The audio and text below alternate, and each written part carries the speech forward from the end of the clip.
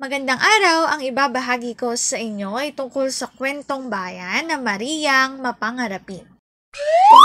Magbasa, makinig, matuto at magsaya. Ako si Binibining Menya. Handa na ba kayo? Tara na, umpisa na nating isa-isahin at pirapirasuhin ang mga detalyeng nakapaloob dito. Katulad ng binanggit ko kanina, ang ibabahagi ko sa inyo ngayong araw ay tungkol sa kwentong Mariyang Mapangarapin.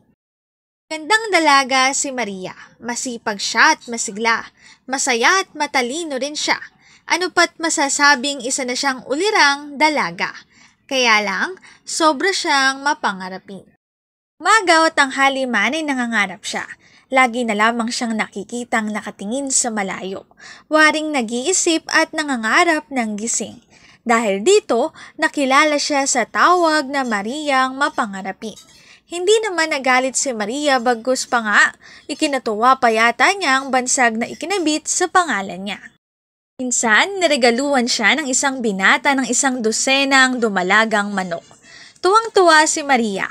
Inalagaan niyang mabuti ang alaalang bigay sa kanya ng iisang manliligaw niya. Nagpagawa siya sa kanyang ama ng kulungan para sa mga manok niya. Higit sa karaniwang pag-aalaga ang ginawa ni Maria. Pinatukan niya at pinaiinom ang mga ito sa umaga, sa tanghali at sa hapon. Dinagdagan pa ito ng pagpapainom ng gamot at pataba. At pinangarap ni Maria ang pagdating ng araw na magkakaroon siya ng mga inahing manok na magbibigay ng maraming itlog. Umipas ang ilang buwan hanggang sa dumating ang araw na nangitlog ang lahat ng inahing manok na alaga ni Maria. 12 itlog ang ibinibigay ng mga inahing manok araw-araw. At kinuwenta ni Maria ang bilang ng itlog na ibibigay ng 12 alagang manok sa loob ng 7 araw sa 1 linggo. Kitang-kita ang saya ni Maria sa kanyang pangarap.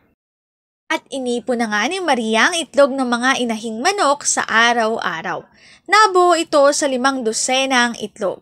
At 1 araw ng linggo ay pumunta sa bayan si Maria. Sunong niya ang 5 dosenang itlog. Habang nasa daan ay nangangarap ng gising si Maria. Pagbibili niyang lahat ng 5 dosenang itlog. Pagkatapos, bibili siya ng magandang tela, ipapatahin niya ito ng magandang bestida at saka lumakad siya ng pakendeng-kendeng. Lalong pinaganda ni Maria ang paglalakad ng pakendeng-kendeng at nahulog ang 5 dosenang itlog. Hindi nakapagsalita si Maria sa kabiglaan. Saka siya umiyak ng umiyak. Naguho ang kanyang pangarap kasabay ng pagbagsak ng 5 dosenang itlog na kanyang sunong-sunong. Mensahe, gawing makatotohanan ang layunin o adhikain upang ito ay maisakatuparan.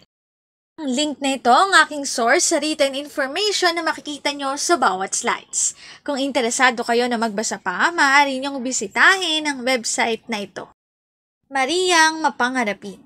Dito na nagtatapos ang aking pagbabahagi. Sana ay marami kayong natutuhan. Muli, magbasa, makinig, matuto at magsaya. Ako si Binibining Menya. Paalam!